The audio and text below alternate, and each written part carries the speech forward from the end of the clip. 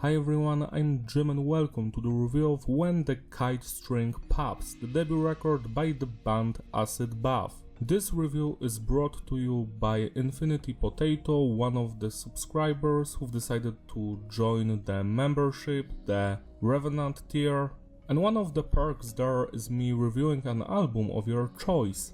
If you want to support me with my work, lyric videos, reviews, do MIDI covers, consider joining the membership or the Patreon page so you can get all of these cool perks. Everything is down in the description, so go check that out. And now let's focus on this record and this band, Acid Bath. So I've actually never listened to this band before.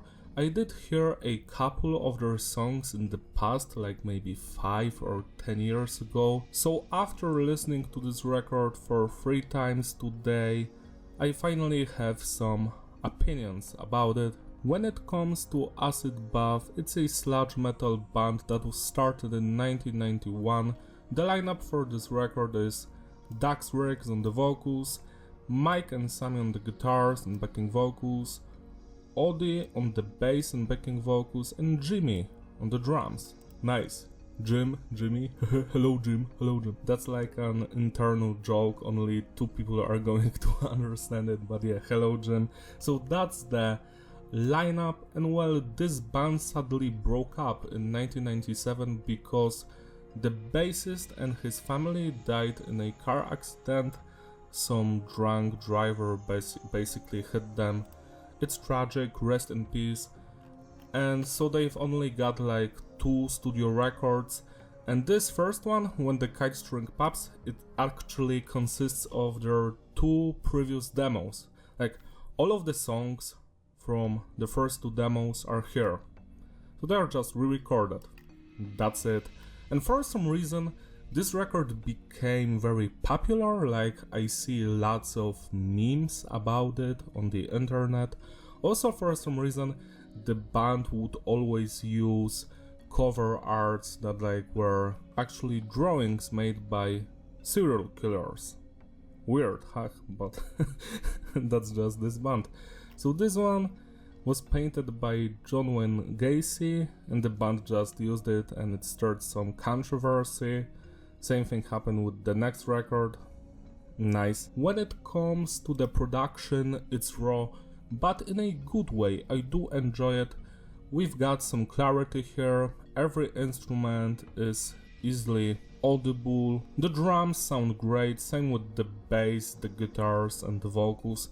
We've also have some string instruments here, you know, from orchestra, not a lot of them, and that's basically it. The production is fine, you know, could have been better, but for what it is, it works. When it comes to the message, it's diverse.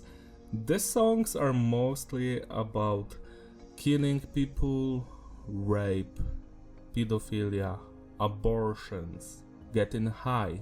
So yeah, it's fun for the entire family. Your grandma, grandpa, father, mother, you, your sister, all can enjoy this record and its lyrical content. So the lyrical quality varies here. For example, my favorite lyrics are in the song God Machine, but other tracks like Tranquilized, I'm like, yeah, it's about smoking weed, so I don't care about it, or Cheap Vodka. I can say that most of this stuff is quite funny and like quotable, and on the other hand we have some songs that are very tragic when it comes to the lyrics, very dark and even obscene in some parts. For example, the Bones of Baby Dolls, that track. We're going to talk about it later. And yeah, 2 songs basically about abortions. That's it basically. But yeah, some of the lyrics are quite fun or quite real. Like that line about reality, I don't remember it that well, so I'm not going to quote it, but it was fantastic. Same with the 9th song, it had that cool line, swimming with something. You see, I have a bad memory. I've just listened to this record 3 times and I already don't remember the lyrics, because when it comes to the music, the message and the lyrics for me personally are the least important. What matters is the music, and then how the vocals sound, then the production, and at the end the lyrics. So that's how I've always been. and will be. Moving on to the structure, it's between basic and advanced. Usually the song starts with an intro, then a verse, pre-chorus, chorus, verse, pre-chorus, chorus, bridge, chorus, outro, but the other half of the songs are way more advanced. Like for example the second track, it has that intro, verse, pre-chorus, chorus thing going on, but then the tempo changes and we have a completely different sections happening that were not there before, and they will basically end the song without repeating the stuff that was like in the first 2 minutes. And some other songs, like for example Dope Fiend, are even more advanced with more stuff thrown in between and in the middle to keep things fresh, and that's actually quite nice. I do enjoy it. I love when the music has more changes because it surprises you. When it comes to the music on this record, it's a mix between sludge metal, doom metal, death metal, thrash metal. I even heard some nu metal stuff here and there, not a lot of it, but it's present like in the fourth song. I just love nu metal, so whenever I hear something similar to it, I'm like, hell yeah. But yeah, I am actually quite surprised because, you know, on Wikipedia it says it's a sludge metal band, but I've noticed how many riffs on this record come straight from death metal and thrash metal. Like they've listened to a lot of death, spiritual healing record and human, like you have those vibes here and there. Now let's rate individual songs. Let's start with the Blue. And well, when it comes to drumming on this song and the entire record, it's fantastic. I love the drummer's control, you know, his leg work, you know, the blast beat sections, the double pedal work, the snare sounds great, the grooves, just everything, fantastic work. Next is the bass sound. It's audible. The bassist sometimes follows the guitars and sometimes he just goes off on his own. He has his own separate journey, and I love his bass lines. Like, rest in peace, this stuff is amazing. I love the bass on this record. Next we get the guitars, and well, I do enjoy most of the guitar riffs, you know, the thrashy and death metalish ones. We also get, you know, those sludge metal ones, and some of them are actually quite annoying to me because they sound so like stretch out, you know, they are just so long, and sometimes the melodies do not fit, like in my ears, they just do not fit. But that does not happen frequently, just here and there, but mostly the guitar work is also fantastic. Loved the guitar solos on this record, every guitar solo slaps, and well, the riffs, the quality varies, but it's mostly great. I'm not going to talk about the orchestral elements and the kazoo. I think it's a kazoo because it only happens on 2 of the songs on this record, so it's not much. Everything else is just the guitars, the bass, the drums and the vocals. Finally we've got the vocals, and I just love the screaming and shouting on this record. It's like a mix between Crowbar's vocalist Kirk and Phil Anselmo of Pantera. At least that's what it reminds me of. We also have some clean singing here, and I must say that most of it is fantastic. It kinda sounds grungy to me, you know, it reminds me of Alice in Chains, stuff like that. We also get some spoken word here and there, and I hate that, like that's awful. It always reminds me of OTEP 2004 record. I forgot its title, it's probably House of Shadows or something like that. She had like an album where half of the songs were poems, you know, spoken word, and I hated that stuff so much. And whenever I hear spoken word in music, it just annoys me. I wish there was just music or silence. I don't want to hear you talking throughout the song. Same with the samples. Some of the samples here, I feel like they ruin the flow of the song, and I wish the samples were not present, you know, from the movies or whatever. I know why they are there because they are linked to the lyrics, but still, I do not enjoy them. So yeah, screaming, shouting and singing is beautiful. The spoken word and the samples, fuck off with that. Going back to the Blue, I love this song, especially the main guitar riff. It's sludgy, it's slow. The tempo changes here are just so fun to listen to, you know, how the song is slow then picks up, the middle part, you know, the faster stuff is amazing. Same with the clean singing on this song, that's what surprised me when I first heard this band, you know, the clean singing, and that it's actually nice for most of the time. And yeah, the outro, this song has more of an advanced structure to it. I loved the guitar solo in the second part of the song, and that's it. It's not a perfect track, but I do enjoy it, and I will be coming back to it. 9 out of 10. Tranquilized, this is the song about the drugs and, like, I don't know, smoking weed. Also, the Blue had a cool lyric, I forgot about it. It was something about the sun, you know, I enjoyed that. Now going back to the second song, this one, it kinda reminds me of Black Sabbath. It has those kind of guitar riffs, and I must say that the first part of the song, you know, the faster part, it's just okay to me. It's nothing special.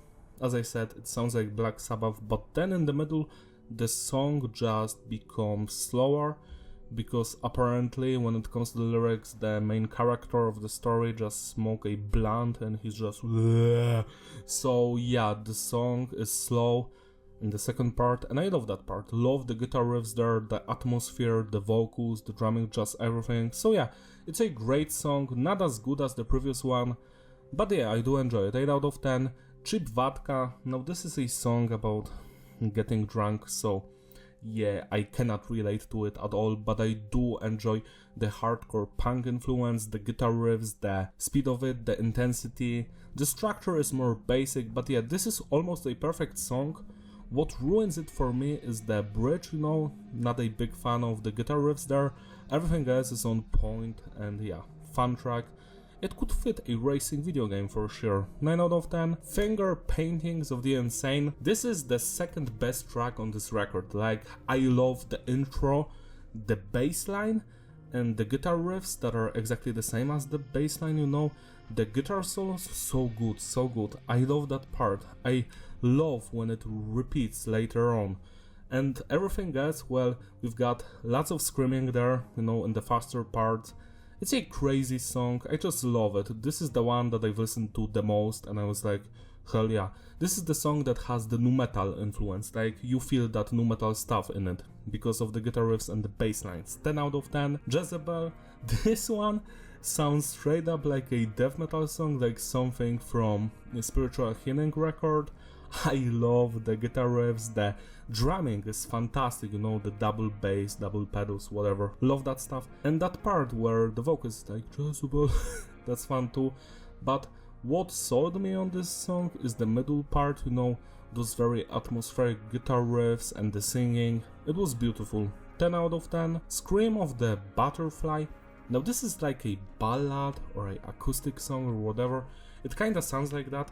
I must say that I don't know if you have noticed, but the intro, it's ripped straight from the Doom video game. Like the entire melody, it's from the Doom video game.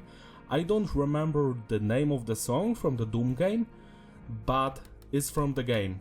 Like 100% sure. I don't know, maybe they've played the Doom shareware version, or maybe the Doom composer listened to Scream of the Butterfly, or maybe it's an accident and, you know, it wasn't on purpose, but it sounds exactly the same. So I was like, that's nice, that's the Doom melody. This song is actually quite nice. I love the atmosphere, the guitar riffs, the drumming.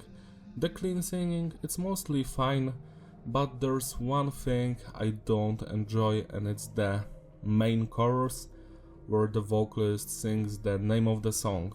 I don't like that part. Like, everything else is top notch, but that part just kinda does not fit. I wish it wasn't there, but everything else great. 9 out of 10. Dr. Seuss is Dead. Now this song, very sludgy, also has some death metal elements. Love the faster parts.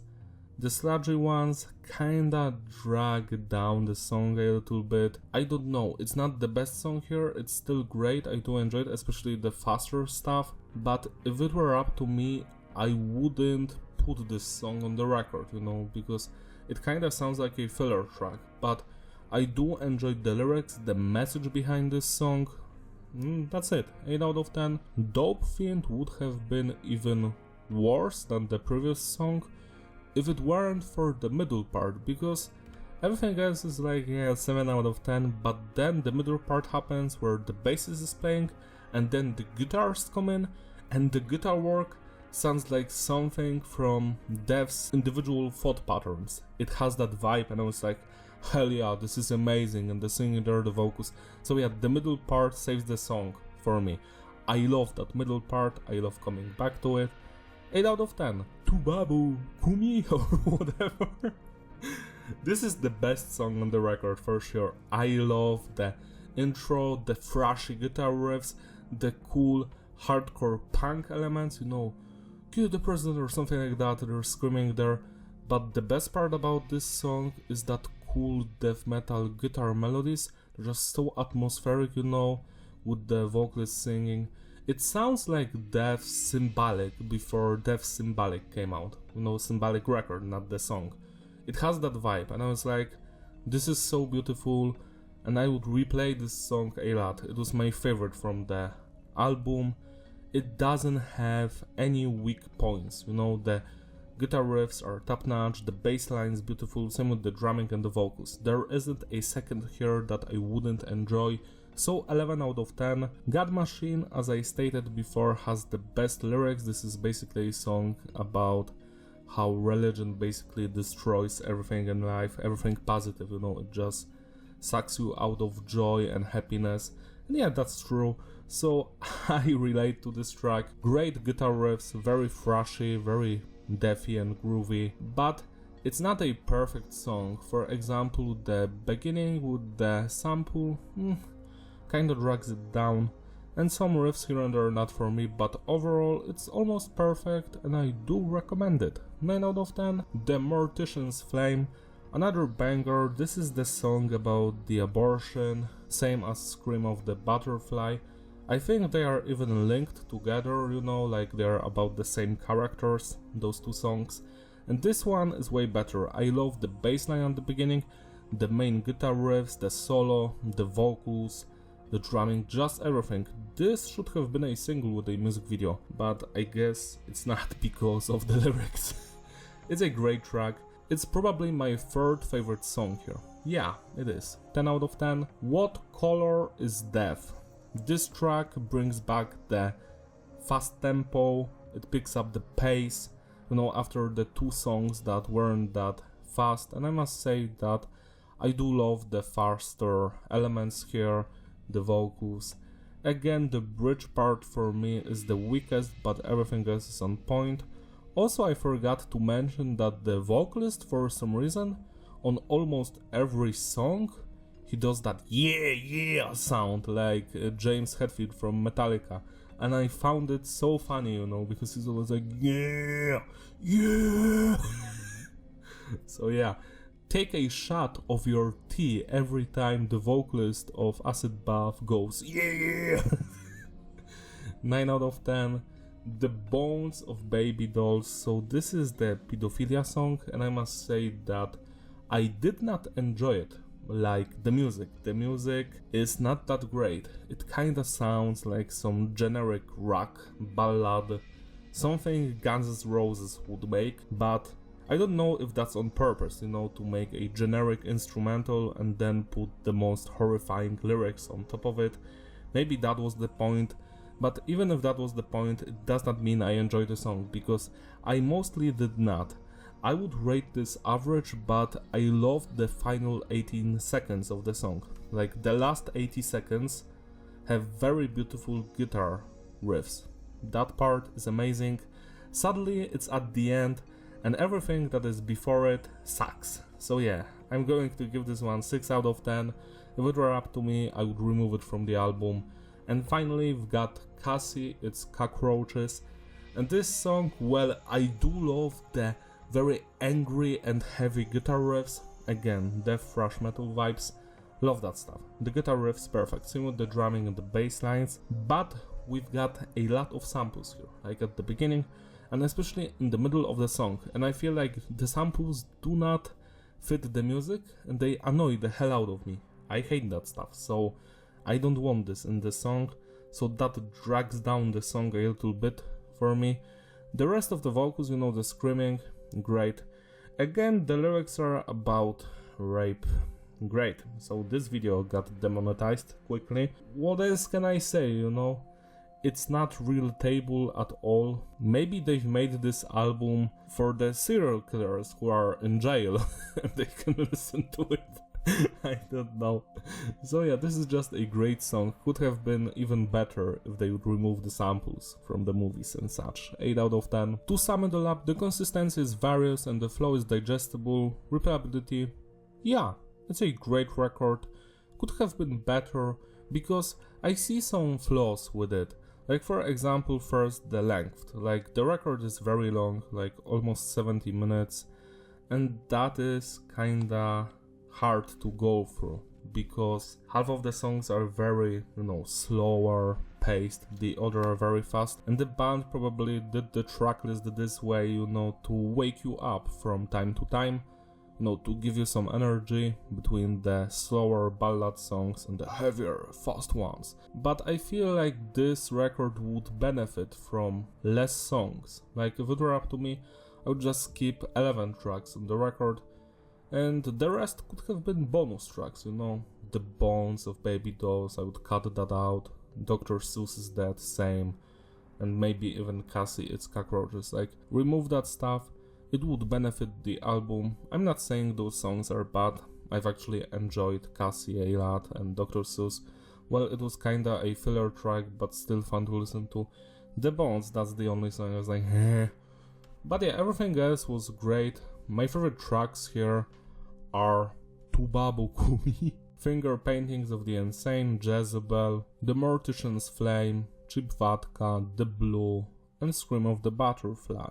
It's a fantastic record. It's slightly hard to get through because of the amount of the songs, you know, and the length, but it could have been trimmed down. But yeah, everything on it besides the bones slaps, and I do recommend it a lot.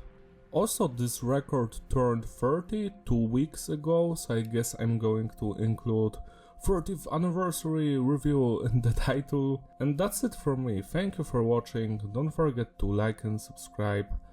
Follow me on my Instagram, links in the description. Thank you Infinity Potato for supporting the channel. If anyone else wants to support the channel, get some reviews and do MIDI covers, go for it. I'm always here to check out new stuff. And yeah, see you next time. Bye!